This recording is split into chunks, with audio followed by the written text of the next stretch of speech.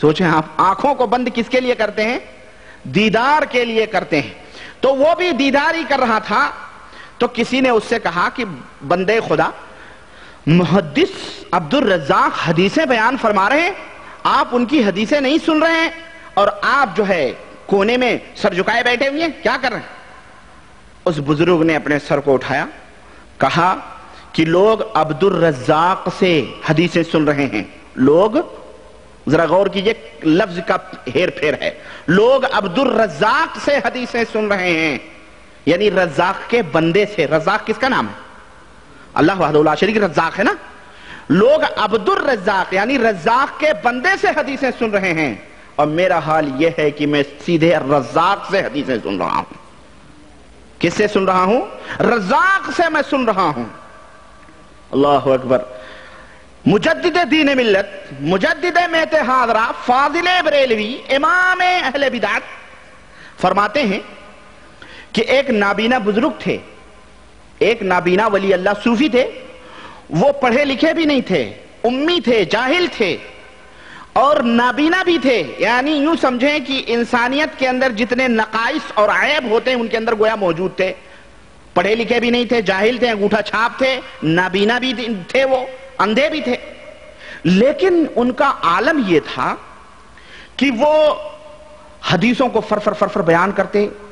وہ جو تھے کون سی حدیث کیسی ہے، کیا ہے، کیسی ہے، سب بیان کرتے. کسی نے پوچھا ایسا کیوں ہے؟ تو انہوں نے کہا کہ جب بھی کوئی حدیث کوئی بیان کرتا ہے تو میری نظر چہرے رسول صلی اللہ علیہ وسلم پہ ہوتی ہے.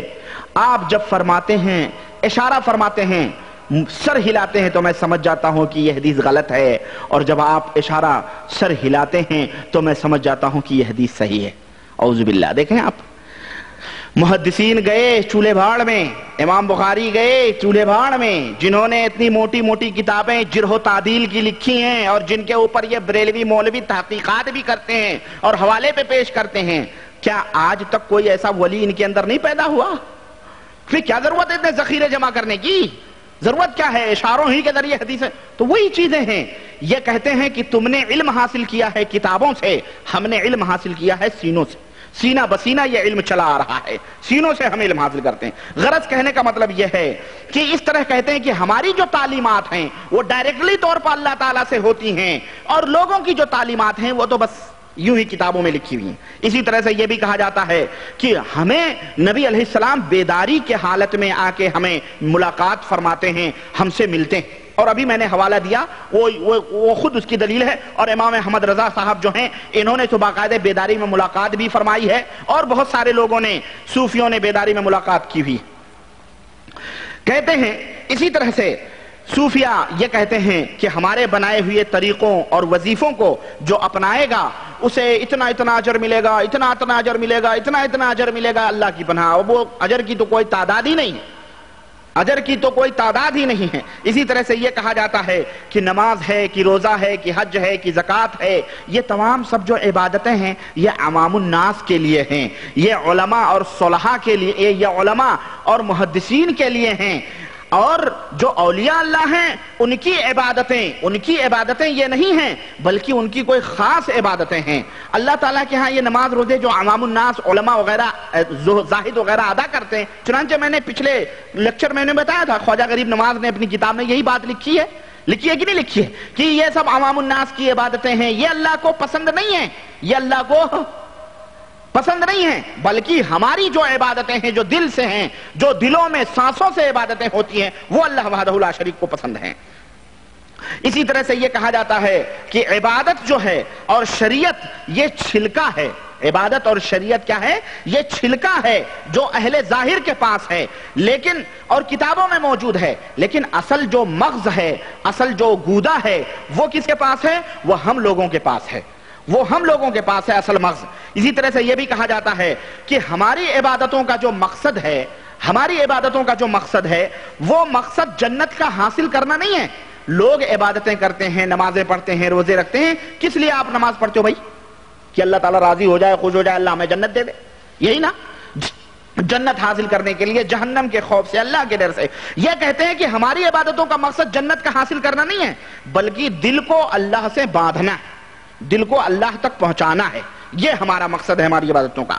اسی طریقے سے یہ بھی کہتے ہیں کہ پیر کامل جو ہوتا ہے اپنے مرید کے ہمراہ ہمیشہ، ہر آن، ہر لحظے کے اندر، ہر گھڑی ہوتا ہے، اس سے کبھی بھی جدا نہیں ہوتا ہے۔ اور چنانچہ وہ واقعہ عبدالعزیز دباغ کا کہ حضرت سجل ماسی کا واقعہ میں نے بتایا تھا آپ کو، یاد ہے آپ کو، جن کے 2 بیویاں تھیں، ہاں اب یاد آیا آپ کو، جو 2 بیویاں تھیں اور جناب علی وہ بیچارہ ایک بیوی سے ہم بستری کر رہے تھے، حضرت عبدالعزیز دباغ حضرت سجل ماسی اپنے ایک بیوی سے ہم بستری کر رہے تھے، تو صبح ہوئی تو حضرت عبدالعزیز دباغ نے کہا کہ تو ایک سے ہم بستری کر رہا تھا اور دوسرے سے نہیں کر رہا تھا، تو کہا حضور وہ سو رہی تھی، کہا وہ سوتی نہ تھی، وہ سوتے میں جان ڈالی تھی، یعنی ایسے ہی سوئی بھی تھی بیچاری۔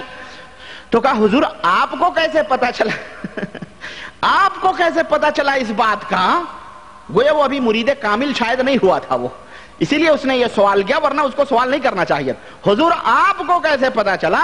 تو کہا وہاں کوئی چارپائی بھی تھی، کہا ہاں حضور ایک چارپائی پڑی ہوئی تھی، تو کہا میں اسی کے اوپر بیٹھا ہوا تھا، میں اسی کے اوپر بیٹھا ہوا تھا۔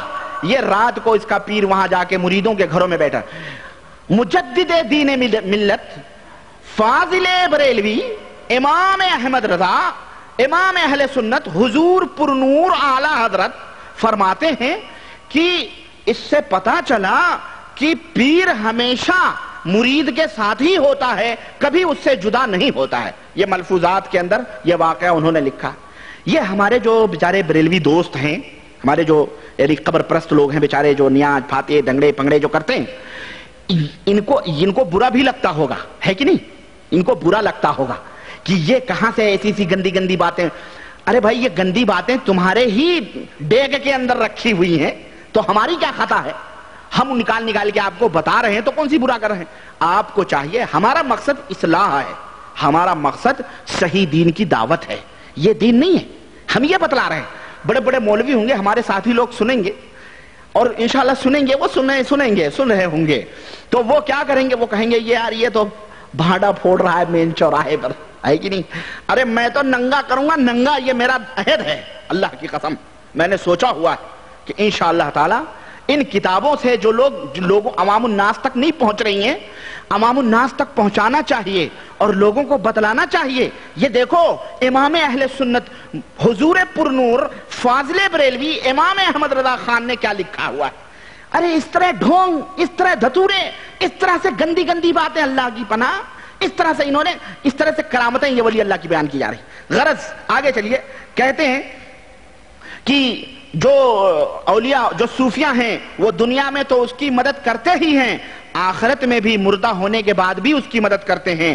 چنانچہ جو کسی پیر کا مرید ہو جائے تو پھر اس کی قبر میں حشر و نشر کے وقت، پلسرات پہ چلنے کے وقت، میدان پہ اعمال تلنے کے وقت، غرض ہر قدم پر ان کا پیر ان کی رہنمائی کرتا ہے اور ان کے ہمراہ ہوتا ہے۔ یہ عقیدہ لوگوں کے سامنے بتایا جاتا ہے، اور کہتے ہیں کہ جب تک کسی پیر سے بیعت نہیں لوگے تب تک اللہ تک تم نہیں پہنچ سکتے ہو، اللہ تک تم نہیں پہنچ سکتے ہو، واسطہ ضروری ہے۔ اسی طرح سے یہ بھی کہا جاتا ہے کہ جنت کی لالچ میں دوزخ کے کھٹکے اور ڈر سے عبادت کرنا یہ بہت بڑا جرم ہے۔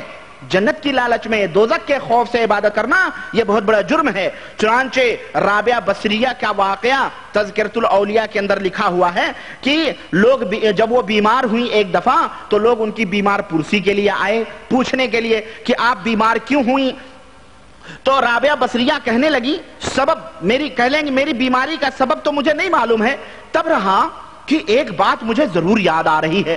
کہنے لگی لوگ کہنے لگے کہ کیا سبب ہے، کیا بات یاد آ رہی ہے؟ تو رابعہ بصریہ کہنے لگی کہ ایک دفعہ اللہ تعالیٰ نے میرے سامنے جنت کو پیش کیا، میرے سامنے جنت کو پیش کیا تو دل تھوڑا سا اس کی طرف مائل ہوا۔ دیکھ رہے ہیں، جنت کو اللہ تعالیٰ نے ان کے سامنے پیش کیا تو دل تھوڑا سا اس کی طرف مائل ہو گیا، تو اللہ کو غیرت آ گئی اور میں بیمار ہو گئی۔ اللہ کو غیرت آئی اور میں، یہ بہت بڑی باغیرت تھی ہمارے نبی جناب محمد۔ بڑی سائلنٹ اور بڑی سیدھی سی بات میں بتا رہا ہوں آپ کو، بات تو جذبات کی ہے لیکن میں سمجھا رہا ہوں، دیکھیں آپ سمجھیں۔ معراج کے اندر جب نبی کریم صلی اللہ علیہ وسلم گئے تو دیکھا کہ ایک بہت ہی عالی شان محل ہے، ہیرے جواہرات موتیاں بنی ہوئی ہیں۔ جبریل سے پوچھا یہ کیا ہے؟ کہنے لگے اے اللہ کے نبی یہ آپ اس کے اندر رہیں گے، یہ آپ کا مکان ہے۔ تو حضور صلی اللہ علیہ وسلم دیکھیں شوق جذبہ محبت بڑھے اس کے اندر داخل ہونے کے لیے، ہاں تو حضرت جبریل نے باہیں پکڑ لی، کہنے لگے اے اللہ کے نبی ابھی آپ کی موت نہیں ہوئی ہے، ابھی آپ وفات نہیں پائے ہیں، یہاں آپ اس وقت آئیں گے جب آپ کی وفات ہو جائے گی تب، ابھی نہیں۔ تو اللہ کے نبی صلی اللہ علیہ وسلم رک گئے۔ حضرت عمر جب معراج کر کے حضور آئے تو یہ واقعہ بیان کیا۔ حضرت عمر رضی اللہ عنہ سے کہنے لگے کہ میں نے ایک بہت بڑا محل دیکھا، بڑا خوبصورت محل دیکھا، تو میں نے جبریل سے پوچھا جبریل یہ کس کا محل ہے؟ تو جبریل نے کہا اے اللہ کے نبی یہ حضرت آپ کے صحابی عمر کا محل ہے، اللہ تعالیٰ نے ان کے لیے بنایا ہے۔ تو حضور صلی اللہ علیہ وسلم فرماتے ہیں کہ میرے دل نے چاہا کہ میں جا کے عمر کے محل میں دیکھوں، لیکن عمر کی غیرت نے مجھے روک لیا، یعنی عمر کی غیرت نے روک لی۔ اللہ اس صحابی حضرت عمر رضی اللہ عنہ کا کیا عالم رہا ہوگا جب یہ خوشخبری انہوں نے سنی ہوگی۔ اللہ اکبر، آنکھوں میں آنسو آ گئے، کہنے لگے آقا میری کون سی غیرت، کاش آپ داخل ہو جاتے، یہ تو اور فخر کی بات ہوتی۔ میری کون سی غیرت، آپ کی غیرت کے سامنے میری کون سی غیرت، کیا اہمیت؟ یہ صحابہ ہیں، یہ نبی رحمت صلی اللہ علیہ وسلم ہیں جن کے سامنے جنت آ رہی ہے، داخلے کا شوق اور ولولہ بیدار ہو رہا ہے، اور ایک نبی کی امتیہ ہے یہ رابعہ بصریہ، اللہ بہتر جانے کیا رہی ہوگی، ہیں یہ کہہ رہی ہے کہ جنت کی طرف تھوڑا سا دل مائل ہوا تو میں بیمار ہو گئی اور اللہ کو غیرت آ گئی۔ نعوذ باللہ، یہ کیا ہے؟ یہ وہی ہے ولایت کے مقام کو نبوت سے کیا کرنا ہے؟ بالا تر کرنا ہے، سمجھان بڑھانا ہے، اور یہ ان صوفیاء کا عقیدہ ہے کہ النبوت افضل من الولایہ۔ چنانچہ آئیے آگے چلتے ہیں، اس بات کی دلیل میں آپ کے سامنے پیش کرنا چاہتا ہوں۔ یہ ہیں حضرت بندہ گیسو دراز، انہوں نے اپنی یہ کتاب میں لکھا ہے، اور اس کتاب کے لکھنے والوں نے نہ جانے کیا کیا ڈینگیں ہانکی ہیں۔ رہنمائے دکن حیدرآباد اور اسی طرح سے گلبرگہ سے ایک پرچہ نکلتا ہے، وہ تمام سب پرچے والوں نے اس کتاب کے بارے میں لکھا ہے کہ یہ وہ کتاب ہے جناب عالی جو ہفت روزہ ایقان گلبرگہ یہ لکھتے ہیں کہ یہ جو جوامع الکلم خواجہ بندہ گیسو دراز کی ہے، یہ کتاب رہنمائے دکن میں ایک حیدرآباد کے امیر جامعہ نظامیہ ہیں، نام نہیں لوں گا میں، نام سے ہمیں نہیں غرض ہے، بہرحال وہ کہتے ہیں رہنمائے دکن میں مورخہ 11 جولائی سن 1988 اس پرچے میں کہ جوامع الکلم جو ہے یہ کتاب الہام الہی ہے۔ دیکھیں یہ کتاب کون سی ہے؟ یہ الہام الہی ہے، اور الہام علم لدنی ہوتا ہے، الہام جو ہوتا ہے یہ علم لدنی ہوتا ہے۔